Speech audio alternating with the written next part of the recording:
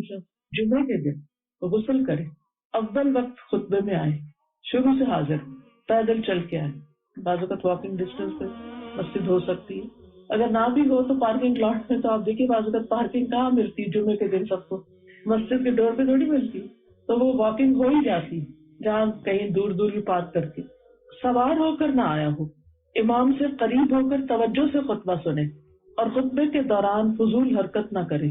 اسے ہر قدم کے بدلے 1 سال کے عمل یعنی 1 سال کے روزے اور قیام کا ثواب ملے گا۔ کتنا بڑا اجر ہے جمعے کے دن اہتمام کر کے غسل کر کے، اور جتنی بھی مشقت اٹھانی پڑے اٹھائے اور انسان پہنچے، توجہ سے خطبہ سنے، خطبے کے دوران نہ کسی سے بات کرے نہ کسی کی طرف توجہ کرے، پورے دھیان سے سنے، اور پھر کوئی فضول حرکت بھی نہ کرے، کیونکہ بعض لوگ بچوں سے کھیلنے لگتے ہیں، کوئی کچھ کھانا شروع کر دیتا ہے، یا کوئی نہیں، توجہ اس کی خطبے کی طرف رہے، اور پھر شروع میں آئے، ارلی آئے، جلدی آئے۔ اچھا ہم ارلی بازو کا تو اس لیے تو آ جاتے ہیں کہ پارکنگ قریب مل جائے، لیکن اگر ہم ارلی آ کے بھی پارکنگ دور کر لیں کہ چلو کسی اور کو، یہ میرا حق تھا، یہ میرا اسپاٹ تھا، لیکن میں نے چھوڑ دیا کسی کے لیے، اس کو پتا بھی نہیں کس نے آپ کے لیے چھوڑا، صدقہ کر دیا اپنا وہ اسپاٹ، دور جا کے پارک کر کے واک کر کے آئے اس نیت سے کہ میں نے یہ والا اجر لینا ہے، 1 سال کے روزوں کا اجر لینا ہے۔ اب کہنے کا چھوٹا سا مطلب صحیح مسلم کی حدیث ہے، بہت بڑا اجر، لیکن جب ہمیں پتہ نہیں ہوتا تو اس لیے ہم پھر اس کے اپوزٹ ہی کام کر رہے ہوتے ہیں، اسپیشلی بچوں کو لے کے جانا، خود جانا، بعض اوقات ہسبینڈ جاب پر ہوتے ہیں تو ایسی صورت میں بچوں کو لے کے جانا، پہنچانا،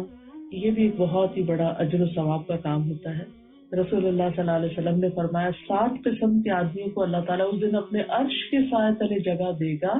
جس دن اس کے سائے کے علاوہ کہیں بھی سایہ نہیں ہوگا، اور ان میں سے ایک آدمی وہ جس کا دل مسجد میں اٹکا ہوا ہو، جس کی محبت مسجد سے ہو، پلٹ پلٹ کے مسجد کی طرف جائے، کیونکہ مسجد کی محبت انسان کے اندر ایک بہرحال خیر لاتی ہے، انسان جاتا ہے، اذان سنتا ہے، جواب دیتا ہے، دعا کرتا ہے، دعا قبول ہوتی ہے، پھر نماز پڑھتا ہے، اس نماز میں خوشبو اور ہوتا ہے، گھر میں اور کام یاد آ رہے ہوتے ہو، یہ نظر آ گیا، وہ آ گیا، لیٹ بھی ہو جاتی نماز، کبھی دھیان بھی نہیں ہوتا،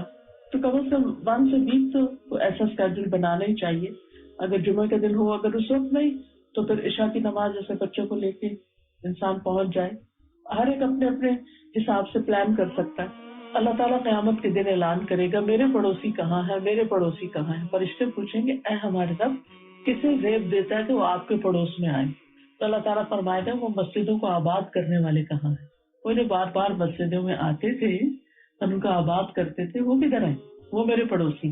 پھر اسی طرح ہر قدم پر مسجد کی طرف جاتے ہوئے ہر قدم پر ایک گناہ معاف ہوتا ہے، ایک نیکی لکھی جاتی ہے،